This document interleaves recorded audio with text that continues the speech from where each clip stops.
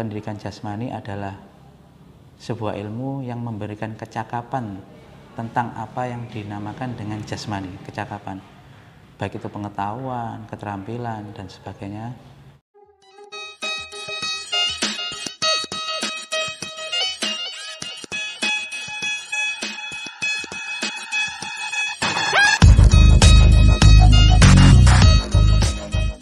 Bismillahirrahmanirrahim. Kita bertemu lagi pada sesi yang kedua, sinau bareng, paham bersama PJOK. Kita ngobrol santai, kita berbicara dengan kesadaran, memasuki kekosongan dan ruang-ruang sunyi di dalam batin kita bersama channel Gung Lewang Lewung. Oke teman-teman, dulur-dulur semuanya, pada pertemuan yang pertama dulu kita sudah sinau bareng apa itu syariatnya PJOK, thariqahnya PJOK, dan pada pertemuan yang kedua ini kita akan belajar apa sih sebenarnya hakikat dari PJOK itu sendiri. Kita berbicara ya, semoga dengan pembicaraan ini kita ditetapkan istiqomah pada jalan tauhid, pada jalan cinta. Kita memasuki, kita berenang di alam keabadian. Setahu saya ada istilah nyata, ada istilah fakta, dan ada istilah makna. Apa sih itu nyata? Apakah nyata itu ada? Apakah nyata itu kelihatan apa tidak? Setahu saya, ketika kita dijangkiti oleh virus iri, itu fakta atau makna? Setahu saya itu nyata, meskipun tidak kelihatan. Jadi nyata sebenarnya adalah kita yang membutuhkan respon. Kita meresponnya dan akan mengakibatkan atau muncul sebab akibat dari respon tersebut. Itulah nyata. Sehingga nyata itu dalam dunia barat nanti bisa keluar dari dirinya, dia mempelajari apa itu alam semesta, apa itu tumbuhan. Itulah, berangkat dari situlah akan menemukan fakta-fakta baru, sehingga fakta itu mencari yang di luar dirinya. Itu fakta. Berbeda dengan orang timur. Kalau orang timur yang dicari bukan hanya faktanya, tapi dia juga mencari maknanya. Itulah dunia barat dan dunia timur. Nah, bagaimana dengan PJOK nanti? Ya, kita cari titik temunya bersama antara fakta dan makna. Karena dengan fakta-fakta yang berbeda, dengan fakta yang bermacam-macam yang dialami oleh seseorang, maka akan memunculkan paradigma atau makna-makna baru yang tentunya tiap orang berbeda. Nah, begitu Pak Darul lah. Bagaimana sih sebenarnya hakikat dari PJOK? Kalau kita melihat dari istilah fakta dan makna terkait di dunia pendidikan kita. Monggo. Ya. Assalamualaikum warahmatullahi wabarakatuh. Jadi berbicara tentang PJOK seperti pembahasan-pembahasan sebelumnya, sedikit kita flashback ke sejarah sebentar, bahwasanya PJOK secara paradigma memang mengalami berbagai macam benturan, mengalami berbagai macam problem, sehingga terbentuklah sebuah paradigma yang memang disesuaikan, memang dibutuhkan pada zaman itu, pada waktu perkembangan di zaman itu.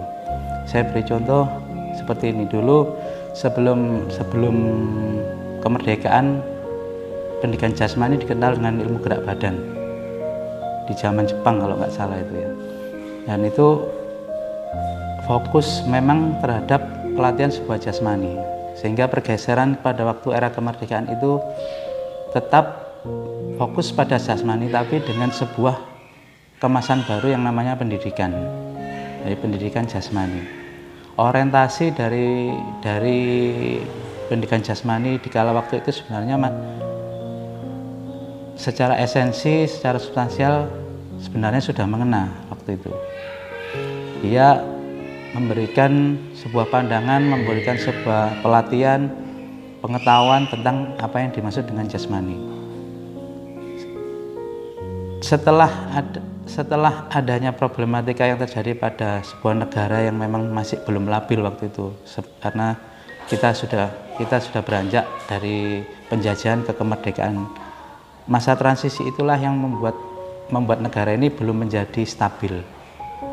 Nah, sehingga hal itu juga berpengaruh pada pendidikan jasmani waktu itu. Sebuah momen, sebuah kejadian terkait dengan sebuah politik membuat PJOK akhirnya juga bergeser pada sebuah paradigma baru. Walaupun secara esensi substansial sebenarnya kalau kita lihat hasilnya memang sebenarnya itu hasilnya sama. Cuman secara prosedur, secara fakta yang terjadi di lapangan adalah berbeda.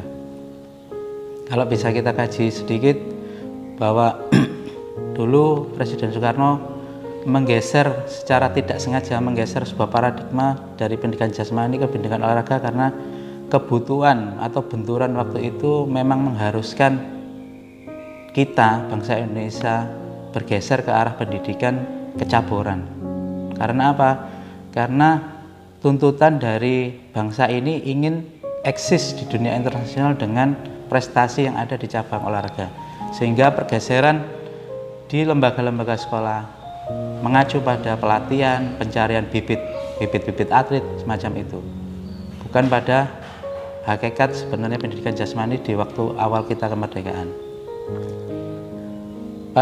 Nah, itu terjadi sampai sekarang sebenarnya. Walaupun beberapa ahli, beberapa praktisi olahraga itu sudah menyampaikan bahwa ada yang miss di sini. Itu sekitar 1983 kalau nggak salah itu sebenarnya sudah terjadi semacam pembahasan kasus gitu ya, pembahasan masalah tentang PJOK, pergeseran. Akan tetapi paradigma dari pendidikan olahraga itu sebenarnya masih terbawa sampai sekarang. Dan pencarian ini sebenarnya kalau kita kembalikan kepada hal makna dan fakta, sebenarnya maknanya tetap sama, tapi fakta di pelaksanaan sebenarnya beda.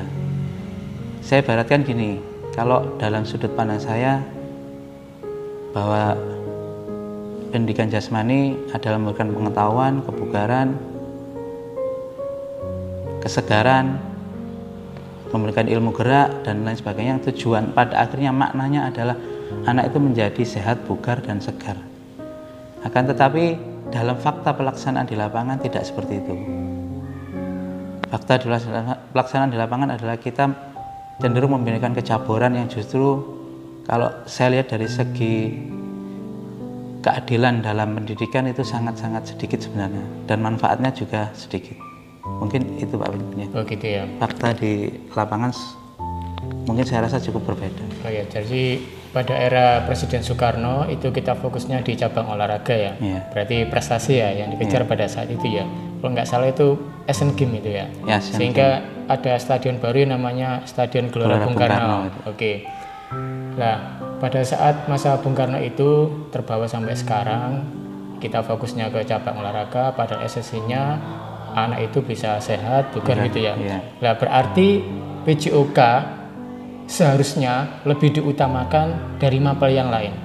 Karena dengan PJOK anak menjadi sehat dan bugar, otomatis bisa mendongkrak prestasi mata pelajarannya lain. Apa seperti itu Pak Daru seharusnya? Jadi gini, kalau misal saya bilang lebih diutamakan dari mapel lain sih enggak.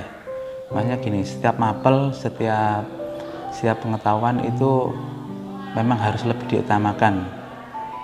Penekan saya diutamakan itu dalam hal pengetahuan di PJOK sebenarnya. Jadi di PJOK sendiri banyak sekali pengetahuan tentang tubuh sebenarnya.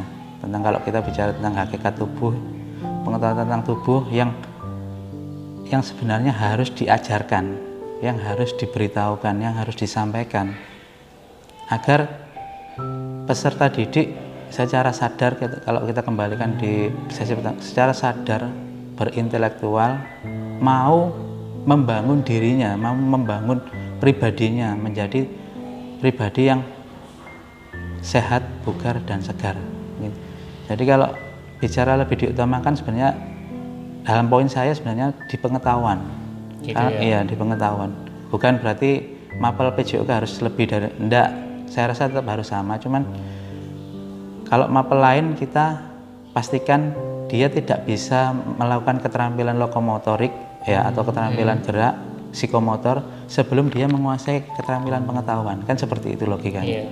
Jadi yang saya harapkan di PJOK seperti itu, jadi tidak melakukan gerak tanpa mempunyai pengetahuan yang baik, itu sih harapannya. Gitu ya. Berarti fokusnya tetap anak itu bisa mengenali dirinya sendiri gitu ya. Mengenali dirinya sendiri sehingga dia bisa merawat dirinya dan melakukan gerak-gerak yang dibutuhkan sesuai kebermanfaatannya. Oke, berarti intinya hakikat PJOK, anak itu bisa sehat, bugar, dan bisa mengaplikasikan untuk kebermanfaatan kehidupan bersama. Nah, terkait dengan pendidikan jasmani, ya berkaitan dengan tubuh atau ada yang menyebutnya fisik, itu sebenarnya bagaimana sih pendidikan jasmani itu, dan bagaimana cara mendapatkannya, dan bagaimana sih caranya anak itu harus bisa mengaplikasikannya dalam kehidupan sehari-hari. Jadi gini, kalau kita lihat bahwa dimensi dari PJOK adalah dimensi fisik sebenarnya. Dimensi fisik bukan berarti kita berbicara langsung ke latihan fisik, tidak sebenarnya. Jadi gini, PJOK sebenarnya akan hadir kalau dia berjalan dengan kaidah sebenarnya, dia akan hadir untuk memanusiakan manusia. Dalam artian seperti ini, setiap orang pasti menginginkan sebuah kualitas hidup itu menjadi lebih baik. Jadi salah satunya apa? Adalah dimensi fisik, yaitu yang dari tubuh kita yang kita inginkan. Kalau kita bisa kita petakan bahwa kebutuhanku dan kebutuhan tubuhku itu sesuatu hal yang berbeda. Kebutuhanku adalah keinginan kita. Kalau kebutuhan tubuhku adalah hal yang menjadi dasar basal kodrat manusia dalam mempunyai hubungannya dengan sebuah bentuk, yaitu fisik atau tubuh. Jadi kebutuhan itu harus sebenarnya harus bisa saling melengkapi, saling selaras, saling menyeimbangkan. Saya kasih contoh seperti ini. Seorang pragawati, ya, dia pasti menginginkan kebutuhan pragawati adalah menginginkan tubuh yang ideal, langsing, tinggi, dan sebagainya. Akan tetapi tubuh memiliki kebutuhan bahwa dia harus sehat dalam artian makanannya, ya, treatment pelatihan dia, dietnya seperti apa, itu kan memiliki kebutuhan tubuh seperti itu. Kalau bisa kita lihat bahwa seorang pragawati memiliki perlakuan ke tubuhnya itu, kalau bisa saya tanda kutip, terkadang banyak terlalu berlebihan atau salah. Contohnya seperti ini, dia diet itu sampai diet yang tidak memakan sama sekali karbohidrat, ada gitu ya, sampai kurus gitu. Dia secara fisik dia mendapatkan fisik yang memang diinginkan dia, tapi tubuh tidak mendapatkan apa yang diharapkan, apa yang dibutuhkan, karena kita secara alamiah kita juga memang butuh karbohidrat pada salah satu pencernaan kita untuk energi. Nah, ini yang harus kita coba kita selaraskan, kita perbaiki dengan memberikan pengetahuan pada PJOK, sehingga PJOK akan hadir sebagai sebuah ilmu yang sebenarnya memanusiakan manusia. Itu sih harapannya sebenarnya. Iya, gitu ya. Berarti sebenarnya anak itu juga harus tahu ya, harus kenal bagaimana cara kerja metabolisme tubuh ini, gitu ya intinya. Terus terakhir Pak Darum, ini yang biasanya, ini bagaimana sebenarnya gini, dengan PJOK ya, jiwa kan dengan PJOK badan menjadi sehat, maka jiwa juga menjadi kuat. Kuat. Atau dengan PJOK, jiwa menjadi kuat, kemudian badan ikut sehat. Ini sebenarnya gimana? Kadang banyak juga orang badannya sehat, tapi jiwanya sakit. Tetapi kalau mungkin orang itu jiwanya sehat, ya otomatis badan ikut sehat karena metabolisme, cara kerja tubuh ini akan berjalan lancar, tidak ada sumbatan-sumbatan pada saraf kita. Ini sebenarnya bagaimana PJOK khususnya di dunia SD ini? Jadi yang perlu ditekankan gini, saya beri sedikit gambaran bahwa kalau kita kaitkan dengan jiwa atau yang berkaitan dengan bahan metafisik, ruh dan semacamnya, bahwasanya jiwa adalah sesuatu yang dibungkus, ya, yang lebih penting kalau bisa kita katakan, yang lebih penting yang dibungkus dengan suatu bahan, suatu yang dinamakan dengan jasmani kan. Yeah. Dalam proses jiwa itu kalau bisa kita kaitkan adalah dengan hati dan pikiran. Yeah. Nah, kalau kita hati kemungkinan adalah kita memberikan pengetahuan, gambaran sesuai dengan karakter dan semacamnya seperti itu. Tapi kalau dengan pikiran harus kita kaitkan dengan sebuah pengetahuan. Makanya saya menekankan pengetahuan adalah bagaimana pengetahuan dengan pengetahuan yang memang baik, dengan pengetahuan yang diberikan.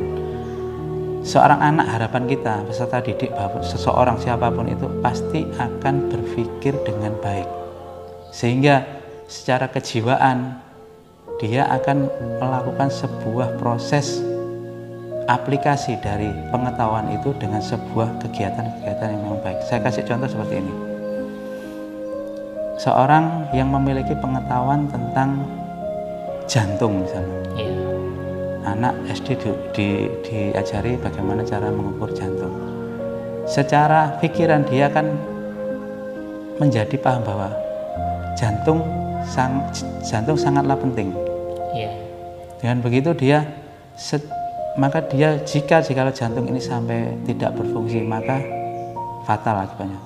Dari situ kita harus berpikir maka kita harus menjaga jantung, bersyukur pada jantung, ya, sebagai salah satu ciptaan yang memang harus berfungsi sebagaimana mestinya, sehingga teraplikasi pada sebuah kegiatan, sebuah gerak yang memang harus mengutamakan jantung. Jangan sampai bergerak kita itu justru akan membuat jantung itu malah lebih buruk. Saya kasih contoh, seorang yang tua dia melakukan treatment olahraga yang salah, maka tidak akan membuat jantung menjadi lebih baik, justru akan menjadi lebih buruk. Nah, hal-hal antara jiwa, pikiran semua ini harapannya adalah suatu yang timbal balik. Suatu yang timbal balik itu kalau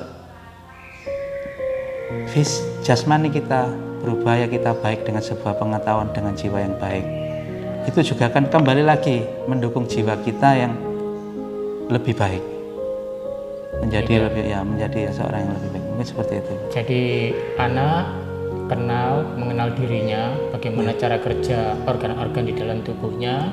Diharapkan anak bisa mensyukuri. Dengan bersyukur maka jiwanya ikut menjadi sehat. Gitu ya harapannya. Secara seperti timbal baliknya seperti itu. Gitu ya. Ya ini teman-teman, maka buku perdana beliau Paham Bersama PJOK kalau kita gali tidak akan ada habis-habisnya, ya. Terakhir Pak Daru, sehingga untuk kesimpulan dari hakikat PJOK itu apa sebenarnya? Hanya kalau kita kembali ke ilmu ya, sebenarnya ilmu itu kalau hakikatnya kita satu memberikan pengetahuan terkait dengan pengertian bahwa pendidikan jasmani adalah sebuah ilmu yang memberikan kecakapan tentang apa yang dinamakan dengan jasmani, kecakapan, baik itu pengetahuan, keterampilan dan sebagainya, sehingga seorang peserta didik akan mengenal tubuhnya, mengenal jasmaninya, dan kodrat jasmaninya harus seperti apa, sehingga dia akan mencari bagaimana cara membuat jasmaninya itu baik dan bisa memanfaatkan jasmaninya dengan baik, baik itu berupa prestasi, berupa kesegaran, kebugaran atau semacamnya. Mungkin itu yang bisa saya. Iya. Oke, dulur-dulur semuanya, sekali lagi ya, ini bukan kitab suci, ini bukan kebenaran sejati, ini juga bukan menjadi kebenaran banyak orang, karena kita semua ini masih meraba-raba apa sih sebenarnya hakikat dari kebenaran itu sendiri, dan sebenarnya semuanya juga masih abjad, masih belum bisa mendapatkan yang kesejatian. Maka tidak perlu diperdebatkan, monggo didiskusikan, kita sinau bersama terus, kita mencari terus, sehingga yang penting dengan PJUK ini hidup anak-anak bisa mengaplikasikan untuk kebermanfaatan bersama. Semoga bermanfaat. Wassalamualaikum warahmatullahi wabarakatuh.